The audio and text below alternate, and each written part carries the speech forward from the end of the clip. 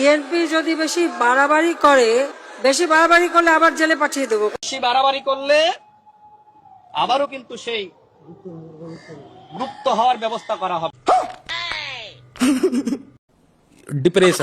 Depression শেষ সময় এসে আমাদের হাত ধরে, পা ধরে, মাথা ধরে, শরীর ধরে নাহিদ ইসলাম বলেন, এই সার্জিস বলেন, হাসনাত বলেন, নাসিরউদ্দিন পাটোয়ারি বলেন, আমার পা ধরার অবস্থা সৃষ্টি হয়েছিল। আমি বলেছিলাম যে না, আমি তোমাদের সাথে জোটে যাব না। আন্দোলন সংগ্রাম 4 বছর পরে করেন, কারণ নির্বাচন তো আর 5 বছর আগে কোনোভাবেই সম্ভব না। কিয়ামত হয়ে গেলেও তো নির্বাচন সম্ভব না। কারণ কথা আছে না, পাগলে কিনা বলে ছাগলে কিনা খায়। নুরা পাগলার মতন একটা লোক জামাতের নিষিদ্ধ চায়।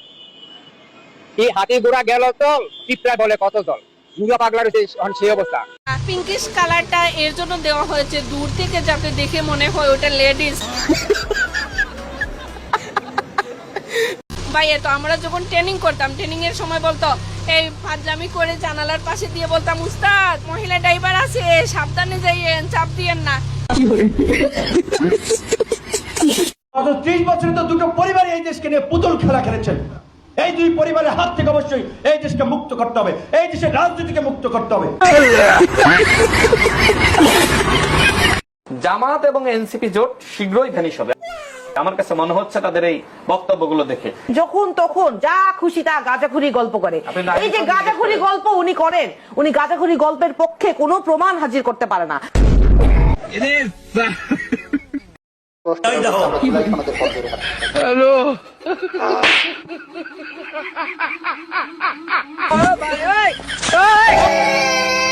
লাগা মেরা মজাক।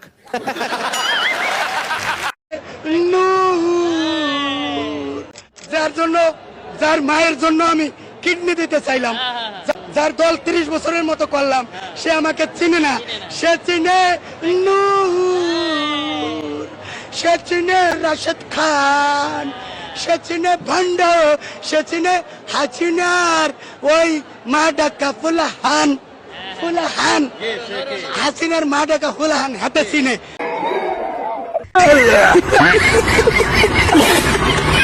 আমাদের মমতা মহিমা দেশ নেত্রী শেখ হাসিনাকে আমরা ধন্যবাদ জানাই। তিনি তরুণ সমাজের পাশে এসে দাঁড়িয়েছেন, তিনি আমাদের কথা শুনেছেন। আমরা বলতে চাই, তোরা বিল দাই তুমি কইলাম সরি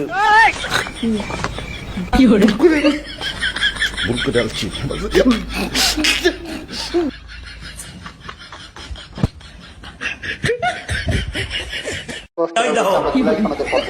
হ্যালো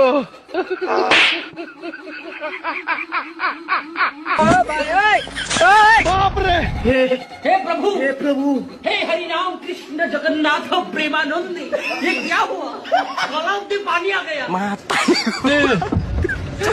टेक्नोलॉजी। সরকারকে বলবো গ্যাস দেন, বিদ্যুৎ দেন, নাহলে গদু ছাইড়া দেন। এটা মির্জা ফখরুলও বলেছে।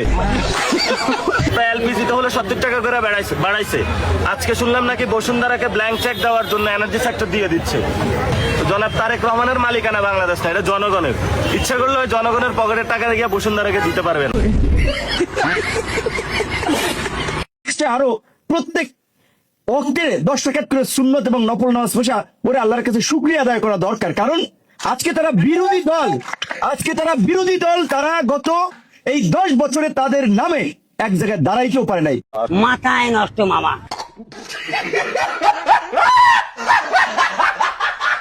যে ভারতের সহযোগিতা ছাড়া, ভারত ছাড়া বাংলাদেশ অচল বোকাচোদা কয় কি থাকে। কারণ ভারতকে আমরা কখনো ছাড়তে পারবো না। আমাদের কি দিয়ে বলে দিমু?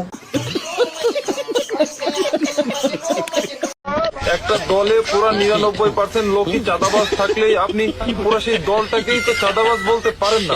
না না স্যার, আসলে এটা মেনে নেওয়া যায় না। একটা দলের মধ্যে মাত্র 99% মানুষ চাঁদাবাজি করে বলে তোমরা সবাইকে চাঁদাবাজ বলবা, এটা তো মেনে নেওয়া যায় না। আমার ভুল হয়েছে, ক্ষমা করে দেন। যদি 200-300% মানুষ করতো তাহলে না হয় বলতে পারতে, কিন্তু যেখানে মাত্র 99% মানুষ চাঁদাবাজি করে সেখানে তোমরা পুরো দলটাকে কিভাবে চাঁদাবাজের দল বলতে পারো? এটা তো অনেক বড় একটা অন্যায়। আমি এর তীব্র নিন্দা এবং প্রতিবাদ জানাচ্ছি।